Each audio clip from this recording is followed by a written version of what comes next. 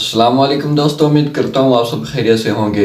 दोस्तों एक बार फिर से आपकी खिदमत में हाजिर हुआ हूँ एक लेटेस्ट अपडेट लेकर। जैसा कि आपको पता है कि काफ़ी दिन से जंग चल रही है इसराइल की और फ़लस्तीन की, गाज़ा के अंदर, गाज़ा की भी। तो इसी के साथ साथ आपको सारी अपडेट देता रहता हूँ। तो इसी के साथ दरमियान में ये भी अपडेट आपको देता चलूँ जो कि बहुत ज़रूरी है कि पाकिस्तान को ख़जाना मिल गया, जो कि बहुत खुशी की बात है। तो जो जैसा कि पाकिस्तान के अब हालात हैं, काफ़ी दिन से हालात ख़राब हैं। तो इसी के दौरान अगर देखा जाए तो ये बात बहुत खुशखबरी की है कि पाकिस्तान के अंदर ख़जाना ढूंढा गया। इस जिस वीडियो में आज हम रिएक्शन करेंगे, इसमें हमें बहुत सारी मालूमात मिलेंगी और बहुत सारी वीडियोस देखने को मिलेगी कि पाकिस्तान के अंदर कैसा ख़जाना मिला और ये किस काम आ सकता है और क्या ये पाकिस्तान इससे तरक्की कर सकता है। तो आइए देखते हैं क्या रिएक्शन होते हैं। दोस्तों सुबह ही सुबह एक उम्मीद की खबर आ रही है, वो आपको मैं बता देता हूं। हालांकि इजराइल पर भरोसा करना काफी मुश्किल है। इजराइल और हमास के बीच इस वक्त डील की बात चल रही है, डील हो रही है और लगातार पिछले 24 घंटे से इस डील पर बात हो रही है, लेकिन अब ये डील काफी करीब है। दोस्तों इस डील के मुताबिक इजराइल 5 दिन के लिए हमलों को रोकेगा, 5 दिन के लिए सीज फायर होगा और इसके बदले 50 कैदियों को हमास रिहा करेगा। जी हां, जिसमें होगा ये कि हर दिन हमास 10 कैदी को रिहा करेगा, जिसके बदले एक दिन के लिए सीज फायर होगा। इस तरह से 50 कैदी रिहा करने पर 5 दिन तक के लिए सीज फायर होगा, इजराइल हमला नहीं करेगा। दूसरी बात, इतना ही नहीं, इजराइल हमलों को भी बंद करेगा और लगभग 100 फिलिस्तीनी महिलाओं और बच्चों को रिहा करेगा। हर दिन 30-40 महिलाओं को वो रिहा करेगा, ऐसा कहा जा रहा है और इसी मुद्दे पर बात चल रही है। कहा जा रहा है कि हमास ये चाह रहा है कि हमारे ज्यादा कैदी रिहा करे और ज्यादा दिन तक जंग रोके, और इजराइल इसी तरह चाह रहा है कि 50 की जगह वो 100 छोड़ दे। अब इसी चीज पर डील अटकी हुई है और डील यहीं तक आई है अभी तक। बस ये है कि जैसे ही दोनों में से कोई किसी भी मुद्दे पर राजी होगा, ये डील हो जाएगी। याद रखिएगा, ये डील ऐसी नहीं है जिस डील से जंग खत्म हो, बस जंग कुछ वक्त के लिए रुक जाएगी। कुछ वक्त के लिए सही, गाजा के लोगों को राहत बड़ी मिलेगी।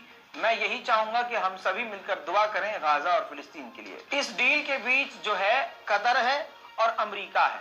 बाइडेन ने तो यह बताया कि हम काफी करीब हैं डील करवाने के और बहुत जल्दी जो है बड़ी डील हो सकती है। जब कतर से सवाल पूछा गया कि आप क्या कहेंगे इस डील के बारे में, तो कतर ने किसी भी तरह से इस डील के बारे में कुछ भी बताने से मना कर दिया। वहीं इजराइल का कट्टरवादी नेता बेंजीवीर, जिसने साफ तौर से कह दिया है कि इस डील से हम खुश नहीं हैं और ये डील सही नहीं है। अब ताजा आंकड़े सुन लीजिए, 14,000 से ज्यादा गाजा के लोगों का कत्लेआम इजराइल कर चुका है, जिसमें से 5,800 यानी लगभग 6,000 जो है बच्चे मारे गए हैं और लगातार ये आंकड़े बढ़ रहे हैं। अभी भी 6-7 हजार लोग लापता हैं जो मलबों के नीचे दबे हुए हैं। आंकड़े दिन प्रतिदिन बढ़ते जा रहे हैं। मेरे दोस्तों, डील का एक और अहम हिस्सा आपको बता दूं, हमास के लीडर यहिया अंसनवार ने यह जानकारी दी है कि डील का हिस्सा यह भी है कि दिन में 6 घंटे के लिए इजराइल गाजा के ऊपर कोई ड्रोन नहीं उड़ाएगा। कमाल की बात यह हो गई है, इस जंग ने इजराइल को नंगा कर दिया और अमेरिका को पूरी तरह से जलील कर दिया।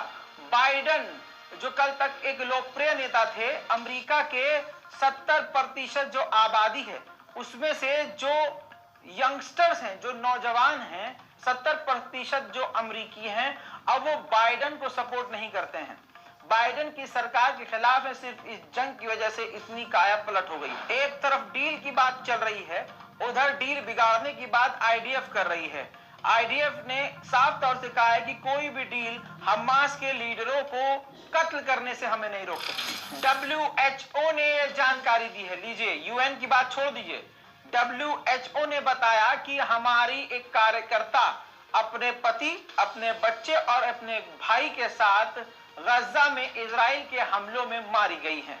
यानी पूरा कुनबा एक डब्ल्यूएचओ से जो जुड़ा हुआ था खत्म हो गया है। यूएन के तो आपको बता चुका हूं, यूएन के 100 से ज्यादा इजराइल अलग ही गाजा में मार चुका है। जॉर्डन ने बड़ी हिम्मत का काम किया दोस्तों, जो दूसरे अरब देश नहीं कर सकते। दोस्तों, जॉर्डन ने गजा के अंदर घुसकर जमीन पर मैदान में फील्ड हॉस्पिटल लगाया, जिस पर इजराइल नाराज हुआ और इजराइल ने धमकी दी भैया जॉर्डन को कि तुम यहां से निकल जाओ, हॉस्पिटल यहां से हटा लो। तो हिम्मत का काम यह किया जॉर्डन ने कि आंखों में आंखें डाल के यहूदियों को मना कर दिया कि हम इस फील्ड से हॉस्पिटल नहीं हटाएंगे, और कह दिया कि हम इजराइल की बात पर ध्यान नहीं देंगे। वहीं ताजा जानकारी यह है कि नॉर्थन गाजा में जबलिया इलाके को चारों तरफ से इजराइल ने घेरा हुआ है, जिसमें लाखों की तादाद में लोग मौजूद हैं। याद कर लीजिए, वो भारत में एक कांड हुआ था जलियांवाला बाग, वो तो एक बाग था जिसको चारों तरफ से अंग्रेजों ने घेर कर गोलीबारी की थी। ये इसी तरह से जबलिया इलाका है जिसे चारों तरफ से इजराइल की सेना ने हथियारों से, टैंकों से, मिसाइलों से, रॉकेटों से, बंदूकों से घेरा हुआ है। वहीं दोस्तों, अरब देशों के मिनिस्टर, विदेश मंत्री, ये तमाम सीनियर लीडर जो हैं रशिया पहुंच गए हैं। रशिया में बैठकर अब ओआईसी और मुस्लिम संगठनों की बातचीत गाजा के ऊपर होगी। रूस के विदेश मंत्री सर्गेई लावरोव ने कहा कि जो कुछ भी हो रहा है बर्दाश्त के बाहर है, इंसानियत के खिलाफ है। गाजा के लोगों को मदद जल्द से जल्द पहुंचनी चाहिए। 3 दिनों में इजराइल का भारी नुकसान ग्राउंड पर हुआ है। हमास ने जानकारी दी है कि 72 घंटों में हमने 60 मिलिट्री व्हीकल यहूदियों के बर्बाद कर दिए हैं। फिलहाल की इस रिपोर्ट में इतना ही। रिपोर्ट को शेयर कीजिए, दुआओं में याद रखिए और इंतजार कीजिए हमारी अगली ही रिपोर्ट का, जो कुछ ही देर में आने वाली है। जय हिंद। दोस्तों, ये थी आज की वीडियो जो कि आपने सुनी और देखी, और उम्मीद करता हूँ आपको बहुत सारी मालूमात मिली होगी और बहुत से वीडियोस देखने को मिली होंगी कि है तो बात खुशखबरी की कि पाकिस्तान के अंदर ये ख़जाना जो मिला है सिंध के अंदर, तो ये हकीकत हो। लेकिन अगर हकीकत है, अगर ऐसा हो सकता है तो पाकिस्तान तरक्की कर सकता है। अगरचे हुक्मरान इस हुकूमत का सोचें, पाकिस्तान की हुकूमत का, पाकिस्तान की आवाम का, पाकिस्तान के लोगों के बारे में अगर सोचें, इनका सोचें, तो ये तरक्की कर सकते हैं, पाकिस्तान तरक्की कर सकता है। वरना ये तो अपना पेट भरते हैं, अपने ख़ानदान का, अपने बीवी बच्चों का पेट भरते हैं, फिर ख़त्म छोड़ जाते हैं। तो ऐसे तो नहीं हो सकता। तो क्या होता है देखते हैं। तो जो भी अपडेट आएगी मैं आपको देता चलूँगा, तो देखते हैं क्या रिएक्शन होता है।